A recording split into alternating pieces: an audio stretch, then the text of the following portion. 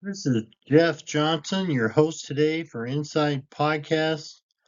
We're This is a simulcast of Abnormal Psychology 368 and Insight the Podcast, which brings to light the severe depression of Abraham Lincoln, his ability to overcome it, and doing so saved the Union with its very debilitating illness.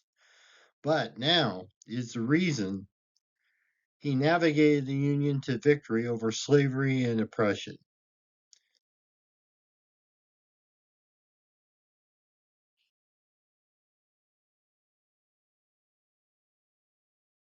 The clinical study and the resilience slide, title slide inside the podcast, the eternal battle, the brain as a battlefield, the internal landscape, the dysfunction, the parchment slide showing he couldn't attend duties, danger, the suicide slide, the removal of lethal means, DSM-5 checklist, the clipboard showing he met 6 out of 9 criteria, differential diagnosis, the scale comparing MDD versus normal grief, intervention, Joshua Speed and the power of social support, patient care plan, the clinical summary management strategy, and conclusion, the Sunset Memorial representing wisdom and rectitude.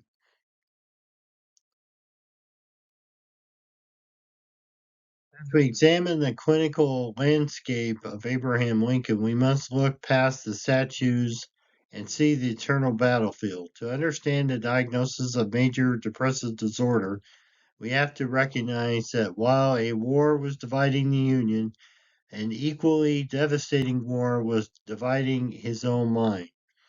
And this is a quote, I am now the most miserable man living.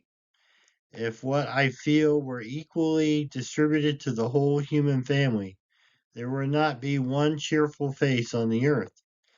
Whether I shall ever be better, I cannot tell. I awfully forbade I shall not. To remain as I am is impossible. I must die or be better, it appears to me.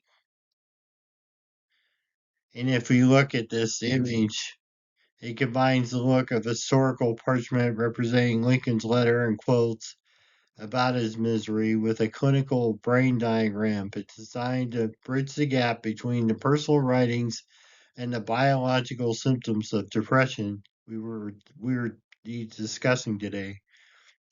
The visual is the normal and battlefield represented by the distress and the deviance of the mental state. To meet the DSM-5 criteria for diagnosis, there must be a dysfunction. For this wasn't just feeling blue. We had and this is another eyewitness account or eyewitness words. Lincoln, this wasn't just feeling blue. We have the historical testimony of his law partner William Herndon, who witnessed Lincoln's total incapacity to attend his duties. During the winter of 1841, Lincoln's dysfunction was so severe he couldn't leave his bed or attend a legislative sessions. He wrote to his partner, John Stuart, saying, I am now the most miserable man living. If what I feel were equally distributed to the whole human family, there would be not be one cheerful face on the earth. This paper trail of misery proves that his depression physically and professionally sidelined him, meeting the core requirements of clinical dysfunction. Lincoln went as crazy as a man could go. We had to remove razors from his room, take away all his knives and other such dangerous things. It was terrible. He said to me, Speed, I am done. I shall never be better. We watched him day and night for fear he would do harm to himself. And then now we move to the technical heart of the case study, the DSM-5 criteria for major depressive disorder. For a Formal diagnosis. A patient must meet at least 5 of the 9 criteria over a 2-week period. In Lincoln's case, we have evidence of at least 6. Depressed mood, confirmed by his own miserable band letters. Anhedonia. His friends noted the loss of interest in almost all social activities during his dark spells. Fatigue, reported as physical heaviness that made it hard for him to walk. Psychomotor retardation. His law partner described his movement as slow and heavy. Feelings of worthlessness. He frequently spoke of having done nothing to make the world remember him. Suicidal ideation. The removal of his razors by friends confirms the severity of this risk. By checking those boxes, we move Lincoln's story from a sadness to a documented clinical condition.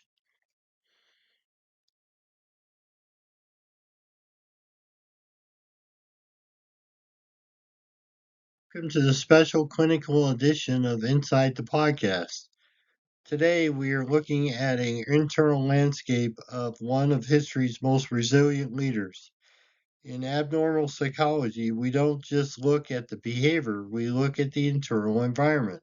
For Abraham Lincoln, his mind was a battlefield. While the Civil War was tearing the nation apart, externally, a war of melancholy, what we now call major depressive disorder, was raging within him.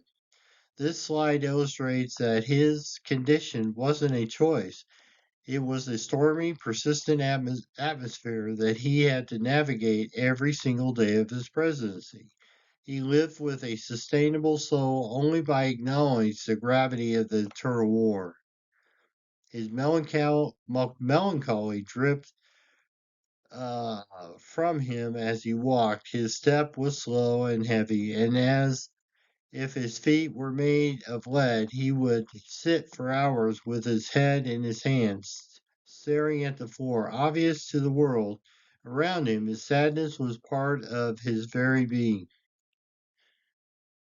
And then we look at the mental health was a queer taboo back in the 1800s to talk about, mental illness. It was just not something you talked about. Lincoln was alone with his mental health diagnosis, what he gained in his life that he reconciled to depression. Lincoln was using his severe depression to aid him in the Civil War.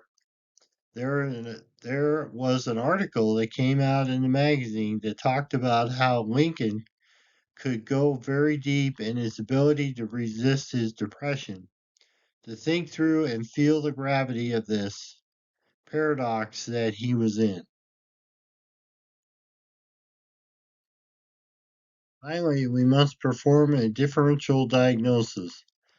Was this just grief from losing his sons, or was it bipolar disorder? The evidence says no. Grief comes in waves. Lincoln's despair was a stagnant pool, and since there is no record of him ever experiencing a manic high, we rule out bipolar. This was unipolar, depression pure and persistent.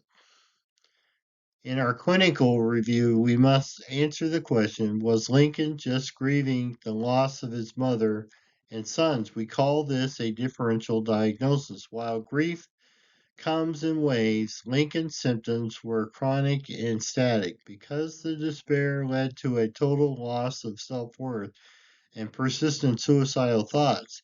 The scale tips away from the normal bereavement and firmly into the major depressive disorder. This distinction is vital for a correct social work intervention. A diagnosis without an intervention is just a label. For Abraham Lincoln, the intervention was twofold: social support and meaningful work. First, his suicide watch with primitive but effective form of crisis intervention. His friends like Joshua Speed didn't just sympathize, they physically stayed with him. Removing the means of self harm, they provide the protective factors we look for today in social work. I said to And this is Lincoln. I said to him, Lincoln, or Joshua, you will be better. He looked at me and said, I have done nothing to make any human being remember that I have lived. I desire to live until I can connect my name with the events of my day and generation, and so to work as to satisfy my own heart that I have not lived in vain. In modern social work, we develop a care plan to manage chronic conditions. Lincoln's care plan had three main pillars: crisis intervention during his high risk danger phases. His community provided immediate stabilization by removing lethal means and providing 24-hour supervision. The protective social factor, his relationships were not just friendships, they were lifelines. By following others to share his internal battle, he reduced the isolation that fuels depression. Cognitive reframing through duty. Lincoln shifted his focus from his internal distress to an external mission, the preservation of the Union. This rectitude gave him a reason to remain sustainable. He didn't wait to feel better or to act. He acted in spite of how he felt.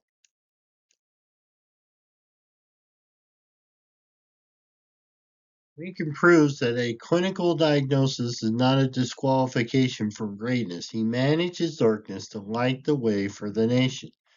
Thank you for joining me for this session of Insight. I invite you to visit our Facebook page to share your thoughts on this profile. How does Lincoln's resilience inspire your view of mental health today?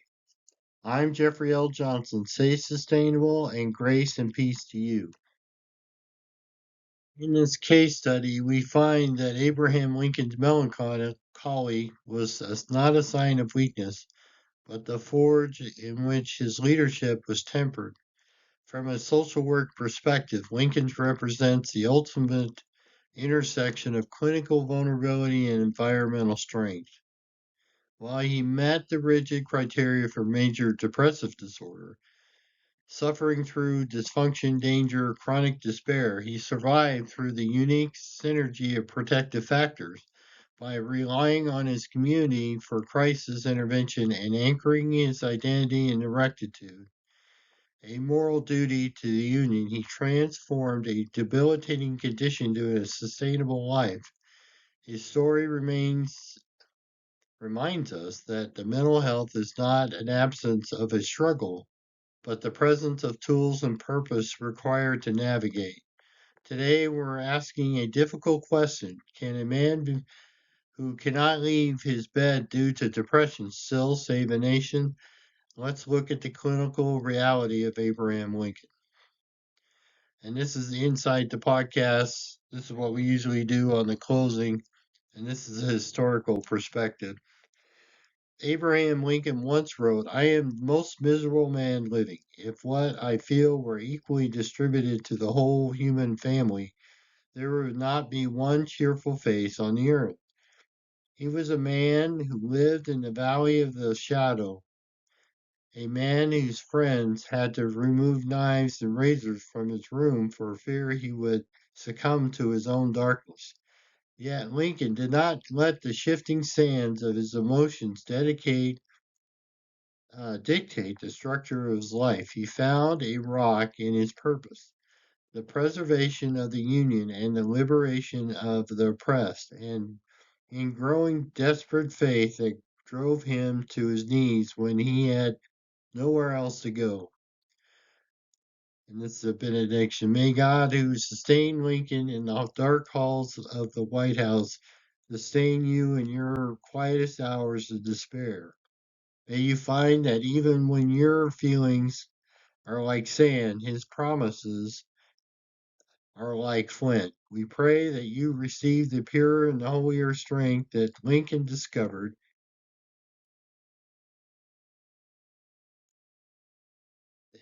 a strength that doesn't just survive the storm, but it is forged within it. Go forth with the malice towards none. with charity for all and with all foundation, that the gates of hell cannot prevail against it. Amen. If you're walking through a season of melancholy or severe depression today, do not build alone. Lincoln relied on his friends like Joshua Speed to keep his watch over him. Your call to action this week is to reach out. Don't just weather the storm in silence. Find your community of builders. Whether it's a professional pastor or a trusted friend, let someone help you secure your foundation before the next wave hits. And this is the Facebook question. We're continuing to deep dive and Inside the Podcast Facebook page. Lincoln used humor his vents to survive his gloom. We want to hear from you. Lincoln said his purpose gave him a reason to live when he felt he wanted to die. When your house feels like it's shaking, what is the one rock or core purpose that keeps you from falling? Join the conversation online. Your insight might be lighthouse for someone else that is looking for.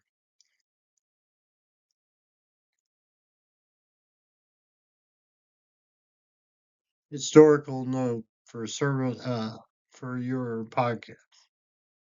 Lincoln awfully quoted the doctrine of necessity, but as the Civil War progressed, this evolved it into a deep reliance on divine providence.